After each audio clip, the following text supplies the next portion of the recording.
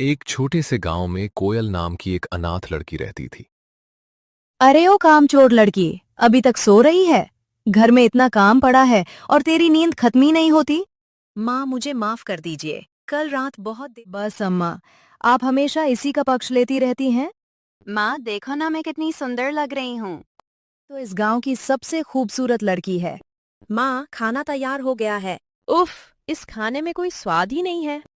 हालांकि खाना बहुत स्वादिष्ट था, फिर भी विमला और सुमन हमेशा कोयल को नीचा दिखाती थी। घर में हर कोई कोयल से नौकरानी जैसा व्यवहार करता था, लेकिन उसकी दादी उसे बहुत प्यार करती थी। अरे विमला, बेचारी पूरी रात काम करती रही, थोड़ा आराम कर लेने देती। कोयल चुपचाप उठी और काम में लग गई। उसने पूरे घर की सफाई की, मछली साफ की और स्वादिष्ट माछ भात बनाना शुरू किया। उसकी मेहनत से पूरा घर खुशबू से भर गया। कोयल के लिए बहुत अच्छा रिश्ता है। लड़का बड़ा व्यापारी है। ये सुनते ही विमला के मन में लालच आ गया। इतना अमीर रिश्ता? इसकी शादी तो मैं अपनी बेटी सुमन से करवाऊंगी। लड़के वाले घर आने वाले थे। कोयल पूरी रात जागकर खाना बनाती रही। सुन कोयल, सारी रात जाकर खाना बना, कोई कमी नहीं होनी चाहिए। जी माँ, मैं सब संभाल लूंगी। सुबह तक कोयल ने खीर, पुलाव, पूरी और कई स्वादिष्ट पकवान बना दिए। ये सब खाना मेरी बेटी सुमन ने बनाया है। आपकी बेटी तो बहुत गुणी है। सुमन सज धज कर बैठी थी। लड़के वालों को वो पसंद आ गई और रिश्ता तय हो गया।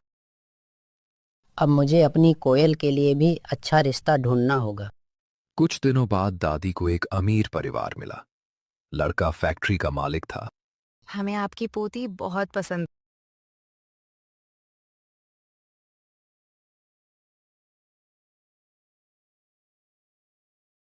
माँ, अगर कोयल अमीर घर में चली गई तो लोग उसी की तारीफ करेंगे। तू चिंता मत कर, हम ये रिश्ता टूटवा देंगे। दादी गांव से बाहर चली गईं। इसी मौके का फायदा उठाकर सुमन लड़के की मां से मिलने पहुंची। कोयल का सादा स्वभाव और मीठी बोली सबका दिल जीत चुकी थी। आंटी जी, कोयल वैसी नहीं है जैसी दिखती है। उसे घर का कोई काम नहीं आता। क्या? लेकिन वो तो बहुत संस्कारी लगी थी। वो सिर्फ गुस्से में लड़के की माँ सीधे कोयल के घर पहुंच गई। हमें धोखा दिया गया है। ये रिश्ता यही खत्म होता है। माँ जी, ये सब झूठ है, मुझ पर विश्वास कीजिए। अब मुझे कुछ नहीं सुनना। कोयल फूट फूट कर रोने लगी, लेकिन विमला और सुमन अंदर ही अंदर खुश हो रही थीं। में सुमन की शादी अमीर घर में हो गई और कोयल की शादी एक गरीब मजदूर से कर दी गई। लेकिन कोयल अपने छोटे से घर की उसका पति उसका बहुत सम्मान करता था। बीतता गया। सुमन अपने अमीर घर में घमंडी बनती चली गई। दूसरी तरफ कोयल अपने ससुराल में सबका दिल जीत चुकी थी। कुछ महीनों बाद विमला की तबीयत बहुत खराब हो गई। सुमन बेटी, मुझे अपने पास बुला ले। माँ, मेरे पास अब ये सब के लिए समय नहीं है। ये सुनकर विमला का दिल टूट गया।